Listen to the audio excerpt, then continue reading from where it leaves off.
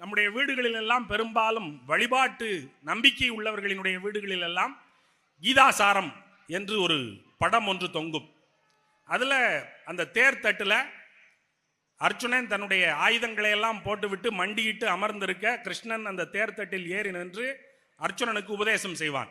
அந்த படத்தை போட்டு அதிலே வாசகம் அடித்திருக்கும். எது நடந்ததோ அது நன்றாகவே நடந்தது, எது நடக்கிறதோ அது நன்றாகவே நடக்கிறது, எது நடக்க இருக்கிறதோ அதுவும் நன்றாகவே நடக்கும், எதை நீ இழந்தாய், எதை நீ கொண்டு வந்தாய், நீ எடுத்ததெல்லாம் இங்கிருந்தே எடுக்கப்பட்டது, நீ கொடுத்ததெல்லாம் இங்கிருந்தே கொடுக்கப்பட்டது, இன்று உன்னுடையதாக இருப்பது நாளை வேறொருவனுடையதாகும், நாளை மறுநாள் மற்றொருவனுடையதாகும், இதுதான் உலக நியதி, இதுதான் என்னுடைய படைப்பின் சாரம், அதனால் வருத்தப்படாத அப்படிங்கிறது அந்த கீதையினுடைய சாரம். நீங்கள் யோசித்து பார்த்தால் இதுவா கீதையினுடைய சாரம்? நீங்கள் மகாபாரதத்தில் அந்த காட்சியை நினைவுக்கு கொண்டு வந்து பாருங்கள். சண்டை நடக்கப் போகிறது, சங்கை முழங்குவதற்கு தயாராக இருக்கிறார்கள், இருதரப்பும் பிரிந்து நிற்கிறது. அர்ஜுனன் தேர்தட்டில் தன்னுடைய ஆயுதங்களை எல்லாம் துறந்து விட்டு இறங்குகிறான். என்னடா இறங்கி போற, சண்டை போடலையா? எதிரில் நிற்கிறவன்லாம் என் பெரியப்பன், சித்தப்பன், பங்காளி, மாப்பிள்ளை, மச்சனை, இவங்களெல்லாம் எப்படி நான் அடிப்பேன்? இவங்களை அடித்து இந்த நாட்டை பெற்று நான் என்ன செய்ய போகிறேன்? அவர்களே ஆளட்டும், எனக்கு நாடு வேண்டாம் என்று இறங்குகிறான். கண்ணன் சொல்றான், பைத்தியக்காரனா இருக்க, உன் தர்மம் என்ன? நீ யாரு? நீ சத்திரியன்.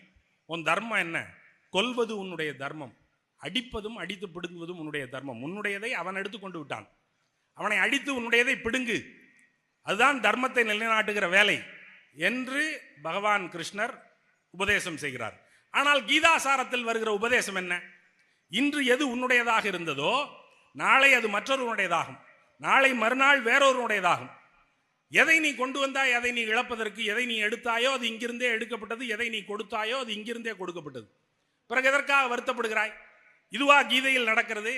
இதுவா கீதையில் சொல்லப்பட்டிருக்கிறது? இந்த வாசகங்கள் கீதையில் எங்கேனும் இருக்கின்றனவா? இல்ல. அப்ப இது யாருடைய செய்தி?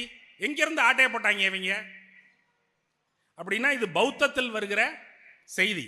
பௌத்தத்தில் பௌத்த மரபை பேசுகிற குண்டலகேசி என்கிற நூலில் வருகிற 4 வரி பாட்டு, மரிப மரியும், மலிர்ப மலிரும், பெருப பெரும், பெற்றிழப்ப இழக்கும், அறிவது அறிவார், அழுங்கார் உவவார், உருப உரும் என்று உரைப்பது நன்று.